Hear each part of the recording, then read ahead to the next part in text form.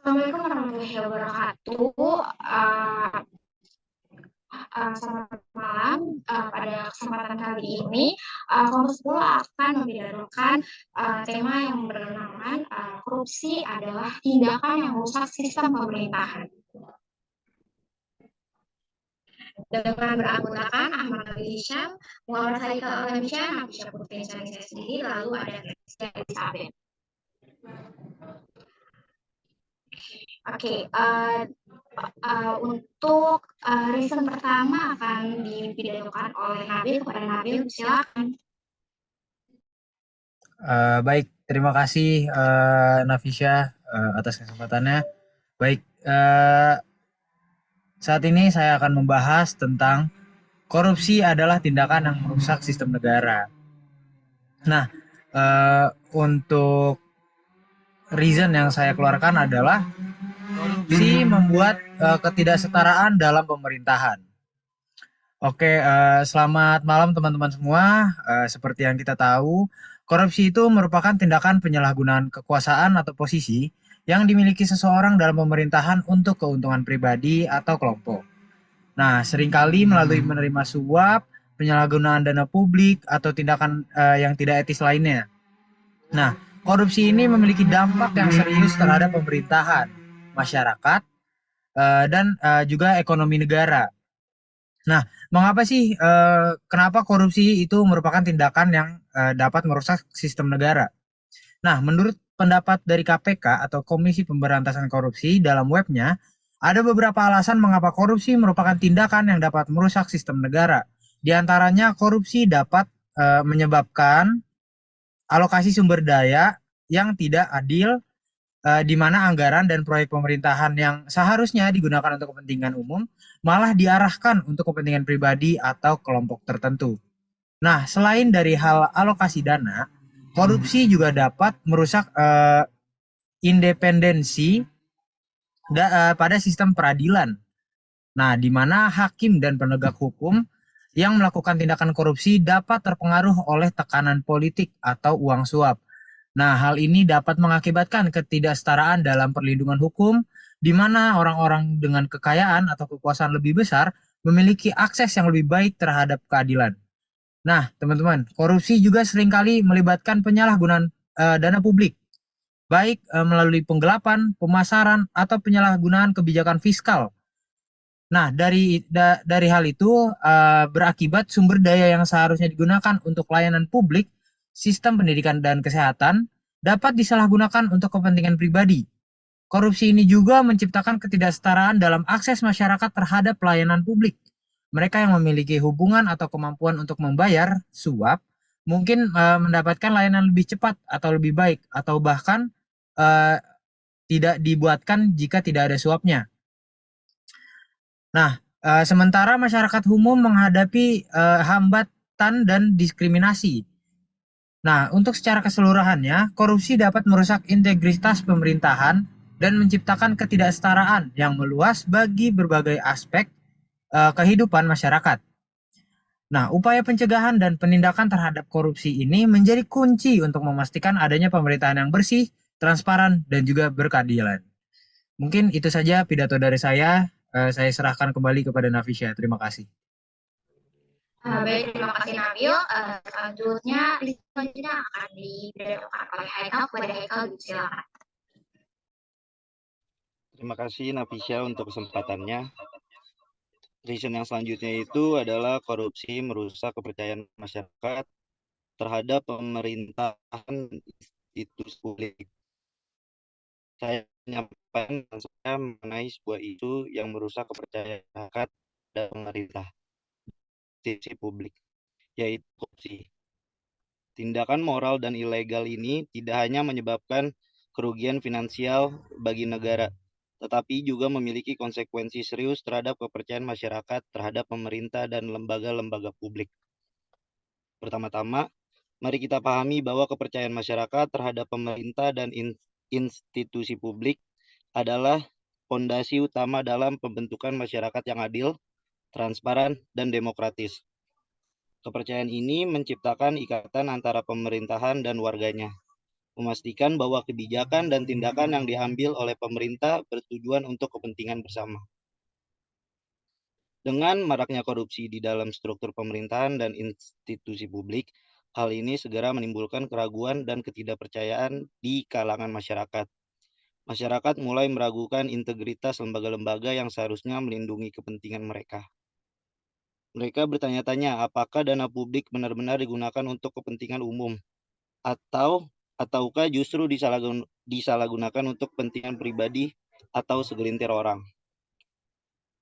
Dalam konteks ini, dapat dilihat bahwa korupsi tidak hanya berdampak secara finansial, tetapi juga merusak kesehatan moral dan etika masyarakat. Kepercayaan merupakan aset yang sangat berharga dan ketika itu terkikis, bangunnya kembali menjadi tugas yang sangat sulit. Masyarakat yang kehilangan kepercayaan terhadap pemerintah cenderung menjadi apatis atau bahkan mengambil tindakan ekstrim seperti protes atau unjuk rasa. Oleh karena itu, melawan korupsi bukan hanya menjadi tugas pemerintah, melainkan juga menjadi tanggung jawab bersama seluruh elemen masyarakat.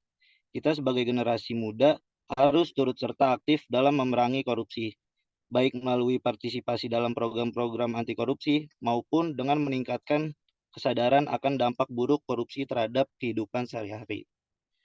Sekiranya itu yang saya sampaikan, saya kembalikan ke moderator. Thank you.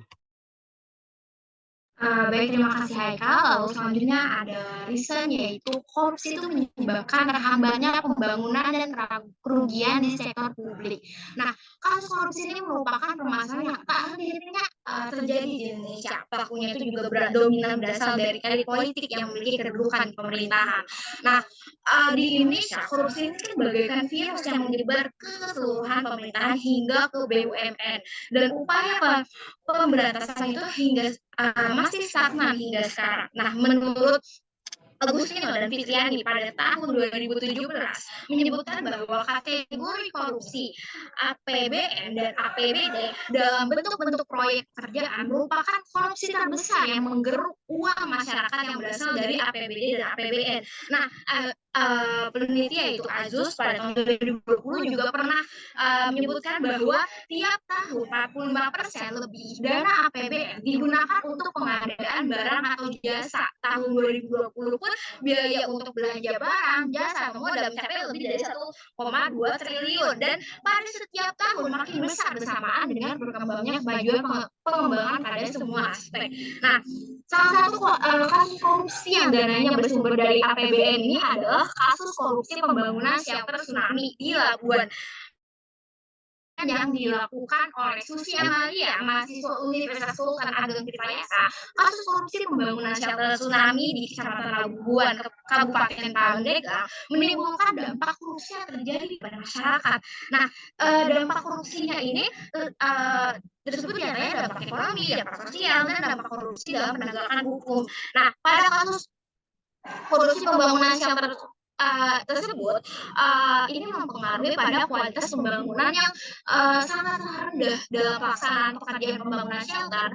Itu tersebut tidak sesuai dengan spesifikasi kontrak kontrak, lalu bangunannya itu pun korupsi tersebut pun mengurangi kualitas beton dan tanpa melibatkan konsultan perencanaan dan ketentuannya, karena tidak melibatkan konsultan dan mengurangi kualitas pembangunan. Hal tersebut membuat bangunan tersebut berpotensi menjadi tidak bisa digunakan, sehingga bangunan penyelamat yang seharusnya untuk korban itu malahan dapat berbahaya karena dapat menimbulkan dan hal tersebut dapat dikatakan bahwa pembangunan itu menjadikan bangunan yang gagal. Nah, bangunan shelter tsunami itu pada akhirnya tuh terbengkalai lantaran kasus korupsi.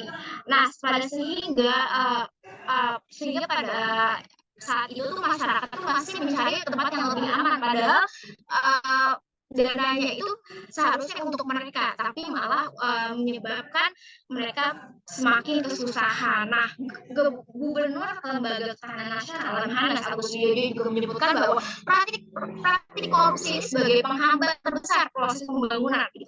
Nah, makanya ini diperlukan program pemberantasan yang efektif agar pembangunan bisa berjalan lancar. Untuk menjamin kelancaran program pembangunan adalah tetap menjaga momentum dan meningkatkan efektivitas program pemberantasan korupsi. Nah, dua sisi program itulah yang dapat membangun Indonesia pada 2022 semakin kuat dan sejahtera dengan memanfaatkan berbagai peluang dan kemajuan di semua bidang. Lalu riset selanjutnya akan dipaparkan oleh Teresia. Teresia silakan. Baik, terima kasih moderator atas kesempatannya. Kali ini saya akan menyampaikan riset selanjutnya, yaitu riset keempat, mengenai klaim kami, yaitu korupsi adalah tindakan yang merusak sistem pemerintah. Jadi riset yang keempat ialah korupsi ini membuka peluang untuk penyalahgunaan kekuasaan. Perlu diketahui bahwa korupsi dapat terjadi jika 3 hal ini terjadi, yaitu memiliki kekuasaan, adanya ekonomi rent atau manfaat ekonomi, dan sistem yang ada membuka peluang terjadi pelanggaran oleh pejabat publik yang bersangkutan. Nah, dilihat dari data tersebut, dapat disimpulkan bahwa korupsi dapat terjadi jika orang memiliki jabatan, peluang, dan kesempatan untuk melakukan kegiatan tersebut, yaitu kegiatan korupsi.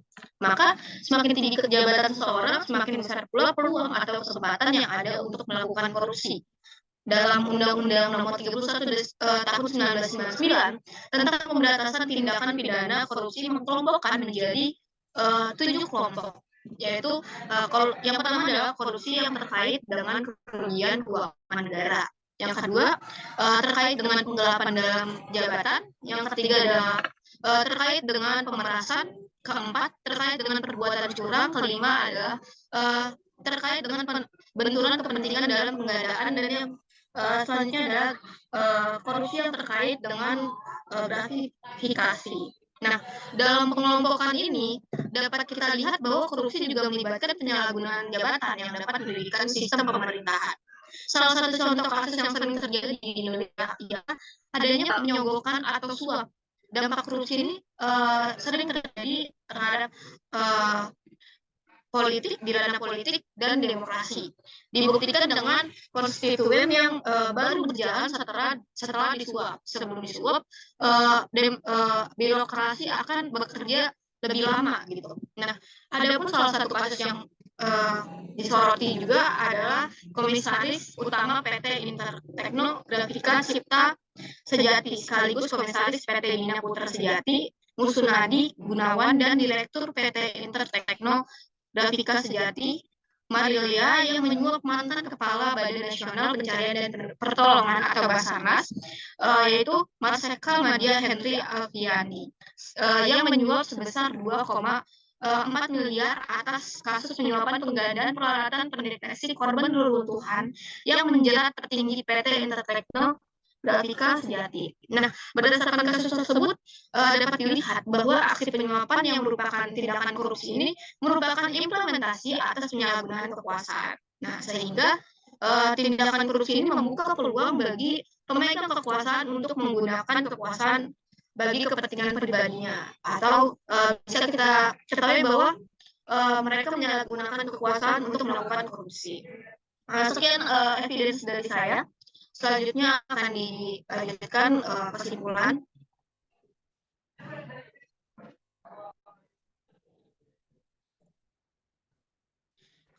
Jadi kesimpulannya adalah korupsi ini yang mencakup penyalahgunaan wewenang dalam tata pemerintahan demi keuntungan pribadi atau kelompok memiliki dampak serius pada tata pemerintahan, masyarakat, dan ekonomi negara.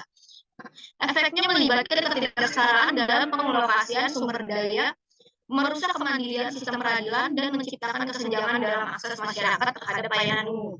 Selain menyebabkan kerugian finansial bagi negara, korupsi juga mengancam kepercayaan masyarakat pada pemerintah dan lembaga publik, menimbulkan keraguan terhadap integritas lembaga, dan merusak moral serta etika masyarakat.